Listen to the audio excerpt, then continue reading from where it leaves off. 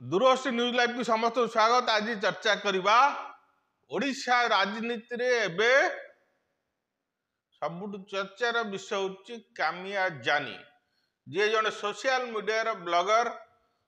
सी गोमांस खाई एवं भिके पांड्यान तांकु नेकी श्रीमंदिर भितर बुलेइचंती एवं महाप्रसाद खुआइचंती बोली बीजेपी गोटे बड़ अभियोग आनिछि।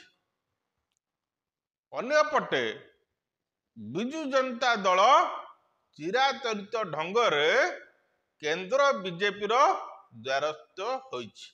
तो चर्चा को जीवा पूर्वरु जहाकु नेकी बड़ चर्चा एवं सोशल मीडिया जो भाइराल वीडियोटी बुलुची कामिया जानींकर गोमांस खाइबा समय आगे से वीडियोटी की सुनि दियंतु, तापरे ए विषय को चर्चा को जीवा। तो एबे ए वीडियोटी सुनंतु। रेस्टोरेंट में सब कुछ खत्म हो गया, बस सिर्फ पारंपरिक और बीफ करी बचा था। बट ये कॉम्बिनेशन खाकर इतना मजा आ गया कि तब से it's become a hot selling dish here.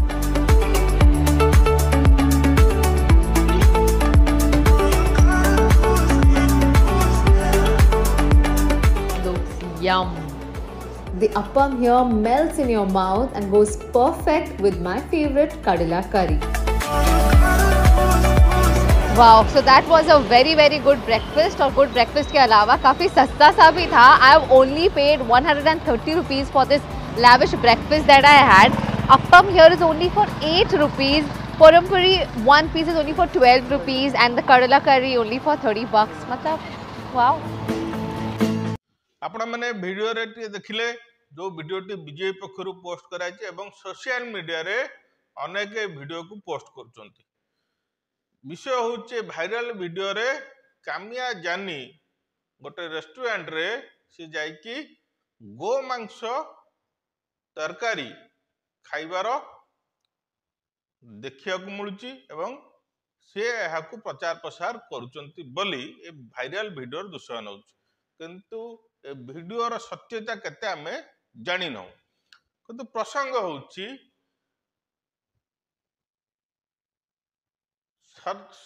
गोटे कथा अछि ओडिशा रे ढग जे जे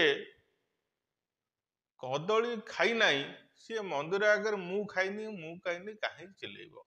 अर्थात बीजेपी पाखरे गोटे प्रसंग जुटी आइछि। गोटे सेतल श्रीमंदिर परिक्रमा प्रकल्प शुभारंभ होगा जाउची माने शिलान्यास होगा जाउची, सही समय रे गोटे कामिया जानी गोटे बड़ प्रसंग बीजेपी हाथ रे बाजी आइछि। जे गोमांस खाउथिबार एक वीडियो भाइराल होइछि एवं एहाकू नेकी बीजेपी भिके पांड्यान एवं बीजेडी को टार्गेट करछि। श्रीमंदिर भितरे गोमांस खाउथिबा महिला को किपरि नेकी भिके पांड्यान श्रीमंदिर प्रवेश करले एवं तांकू महाप्रसाद खुआइले। तो विषय होची ये गोटे जोरदार बीजेपी शाणित आक्रमण कर चलथिबा समय रे जगन्नाथ कर भक्त माने जे महाप्रभु 4.5 कोटी ओडिया सदाबले कहंती आमर गर्व गौरव होचंती महाप्रभु श्रीक्षेत्र। किंतु ओडिशा रे से बोली स्वर काई शुभुनी। विषय होची आ गोटे सबुठु बड़ प्रसंग और चिंतार विषय जे कामिया जानी गोमांस खाती कि न खाती पर विषय, किंतु यदि एत बड़ अभियोग भारतीय जनता पार्टी आनिला श्रीमंदिर सेवायत माने नीरव कहीं।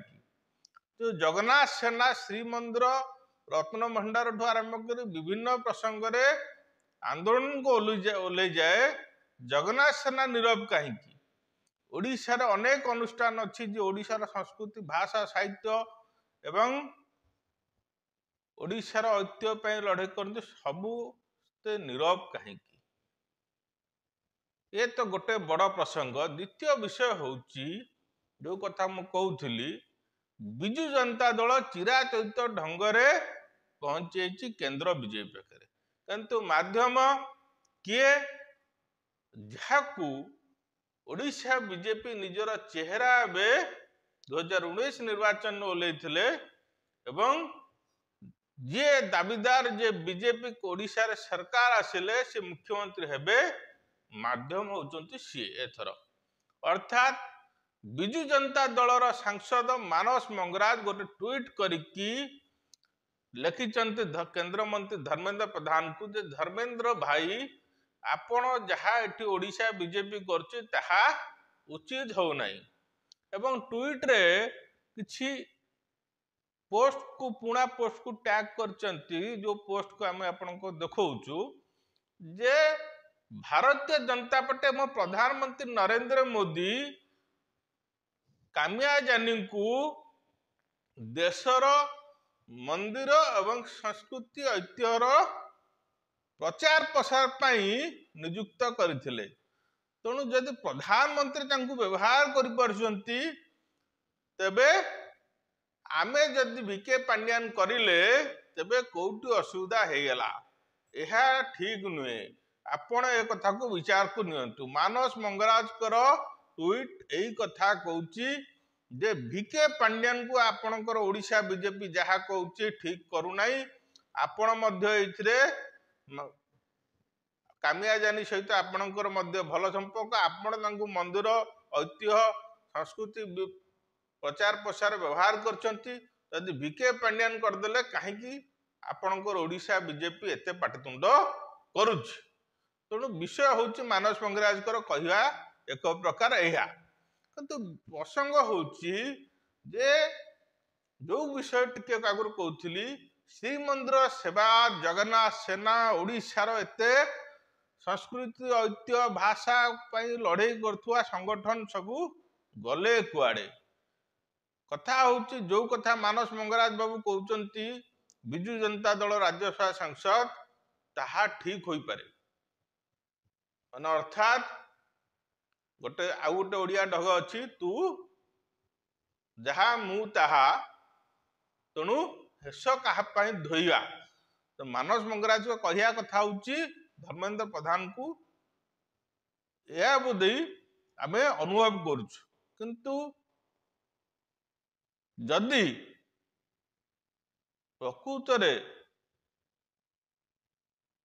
जो विषय उठुची जन गोमांस खाउथुआ महिला श्रीमंदिर प्रवेश कले एवं महाप्रसाद सेवन कले श्रीमंदिर भीतर करंतु कि बाहर करंतु श्रीमंदिर भीतर प्रवेश करथिले करैथिले किए वीके पांड्यान तेणु ए विषयर तदंत हेबार आवश्यकता अछि कि नहीं मानस बाबू बुधे गोटे कथा भूली जाउचंती जे इंदिरा गांधी थरे चाहथिले श्रीमंदिर रे महाप्रभु दर्शन करियाकू तांको दर्शन करियाकू दिया जाय नथला कारण सीए धर्म परिवर्तन करथिले आज मध्य राहुल गांधी हंतु सोनिया गांधी हंतु प्रियंका गांधी हंतु भारतर जेकोसी राज्य को सेठी मंदिर को जाउचंती सेठी देवादेवी पूजा करछन दर्शन करछंती किंतु श्रीमंदिर को सोनिया गांधी हंतु राहुल गांधी हंतु प्रियंका गांधी हंतु केबे आसी दर्शन करिवार यदि उदाहरण अछि तेबे आमको निश्चित जणांतु तेणु अन्य राज्य रे अन्य देवादेवी पाखरे कौन नियम अच्छी किए कोठी प्रवेश करछि ता भिन्न कथा किंतु जगतर नाथ होजन जगन्नाथ सी क्षेत्र सबुठु पवित्र क्षेत्र तीन धाम बुलिक आसिले मध्य जदि आपण जगन्नाथ धाम रे दर्शन करना तेबे आपणकर सबु धर्म र फल प्राप्ति हेब नाही कारण मुक्ति धाम होची श्री क्षेत्र जगन्नाथ धाम जदि प्रकृतरे उक्त ब्लॉगर जनक गोमांस खाइथिबे तेबे यदि वीके पांड्यान श्रीमंदिर भीतर प्रवेश करिचंती एवं तांकु महाप्रसाद खाइचंती तेबे ताहार तदंत हेबा निहाती आवश्यक और जदि भारतीय जनता पार्टी जो अभियोग आणुची ताहा मिथ्या हुए तेबे जगन्नाथ मंदिर जहा ओडिशार 4.5 कोटी ओडिशावासी गर्व गौरव केवल नुहे सारा पृथ्वी रे आपण माने देखिथिबे जेते यूक्रेन ରୁଷ ଯୁଦ୍ଧ ସମୟରେ ଜଗନ୍ନାଥଙ୍କର ଜଣେ ଟୋପି ପିନ୍ଧିକି ୟୁକ୍ରେନରେ ଜଣେ ଯୋଦ୍ଧା ଲଢୁଥିଲେ, ସେ କହୁଥିଲେ ଯେ ଜଗନ୍ନାଥ ମୋ ସହିତ ଅଛନ୍ତି। ସେ ହିନ୍ଦୁ ନୁହନ୍ତି, କିନ୍ତୁ ସେ କହୁଥିଲେ ଜଗନ୍ନାଥ ମୋ ପାଖରେ ଅଛନ୍ତି। ମୁଁ ମନ୍ଦିର ଭିତରେ ମହାପ୍ରଭୁଙ୍କୁ ଦର୍ଶନ କରିନି, କିନ୍ତୁ ତାଙ୍କ ଟୋପି ଗୋଟେ କିଣିକି ଆଣିଛି, ସେଟା ପିନ୍ଧିକି ମୁଁ ଲଢେଇ କରୁଛି ମାନେ ମତେ କେହି ମାରିପାରିବେ ନାହିଁ। ତେଣୁ ଜଗନ୍ନାଥଙ୍କର ଭକ୍ତ କେବଳ ଓଡ଼ିଶାରେ ସମଗ୍ର ବିଶ୍ୱରେ ଅଛନ୍ତି। ତେଣୁ ବିଶ୍ୱର ଠାକୁର ମହାପ୍ରଭୁ ଜଗନ୍ନାଥଙ୍କୁ ନେଇ ଯୋଉ ରାଜନୀତି ଚାଲିଛି, ତାହାର ନିହାତି ଭାବେ ଗୋଟେ ନିରପେକ୍ଷ ତଦନ୍ତ ହେବା ଦରକାର। ଯଦି ବିକେ ପାଣ୍ଡିଆନ ଗୋଟେ ଗୋମାଂସ ଖାଉଥିବା ମହିଳାଙ୍କୁ ନେଇକି ନିଜର ପ୍ରଚାର ପ୍ରସାର କରିବା ପାଇଁ ଶ୍ରୀମନ୍ଦିର ତ ପ୍ରବେଶ କରିଛନ୍ତି, ଯାହା ଶ୍ରୀମନ୍ଦିର ଆଇନ ବିରୋଧୀ, ତେବେ ଭିକେ ପାଣ୍ଡିଆନକୁ ଏକ ଦୃଢ ଦଣ୍ଡରେ ଦଣ୍ଡିତ କରିବାର ଆବଶ୍ୟକତା ଅଛି। ଆଉ ଯଦି ଭାରତୀୟ ଜନତା ପାର୍ଟି, ଓଡ଼ିଶା ଭାରତୀୟ ଜନତା ପାର୍ଟିର ନେତା ମାନେ ଭିକେ ପାଣ୍ଡିଆନକୁ କେବଳ ବଦନାମ କରିବା ପାଇଁ ମହିଳା ବ୍ଲଗରକୁ ନେଇକି ମିଛ ଆରୋପ ଲଗାଉଛନ୍ତି, ତେବେ ଓଡ଼ିଶା ବିଜେପିର ଯୋଉ ନେତା ମାନେ କାର୍ଯ୍ୟ କରୁଛନ୍ତି ତା ଉପରେ ମଧ୍ୟ ଆଇନଗତ କାର୍ଯ୍ୟାନୁଷ୍ଠାନ ହେବା ଦରକାର। କାରଣ ରାଜନୀତି ଠାରୁ, ଓଡ଼ିଶାର ନେତାଙ୍କ ଠାରୁ ଓଡ଼ିଶାର ଯେତେ ଯିଏ ଅଛନ୍ତି ସବୁଠୁ ବଡ଼ ହଉଛନ୍ତି ମହାପ୍ରଭୁ ଜଗନ୍ନାଥ। ତେଣୁ ଜଗନ୍ନାଥଙ୍କ ଯୋଉ ନୀତି ନିୟମ ଅଛି ତାକୁ ନେଇକି ଯୋଉ ରାଜନୀତି ଚାଲିଛି ତାହାର ବନ୍ଦ ହେବା ଆବଶ୍ୟକ, ଏବଂ ଯାହା ସତ୍ୟ ତାହା ସାମ୍ନାକୁ ଆସିବା ଦରକାର। ଏବଂ ଏହି ଗଣମାଧ୍ୟମରୁ ମୁଁ ଶ୍ରୀମନ୍ଦିରର ସେବାୟତ ମାନଙ୍କୁ ମୁଁ ନିବେଦନ କରିବାକୁ ଚାହୁଁଛି ଯେ ସେବାୟତ ମାନେ ହଉଛନ୍ତି ମହାପ୍ରଭୁଙ୍କ ରକ୍ଷକ। ତ ମହାପ୍ରଭୁଙ୍କ ନାଁକୁ ନେଇ ଯୋଉ ରାଜନୀତି ଚାଲିଛି, ପ୍ରକୃତରେ ଉକ୍ତ ମହିଳା ଜଣକ ଗୋମାଂସ ଖାଆନ୍ତି କି ନାହିଁ ତାହାର ତଦନ୍ତ ପାଇଁ ସେମାନେ ସ୍ୱର ପ୍ରଥମ ଉଠାନ୍ତୁ।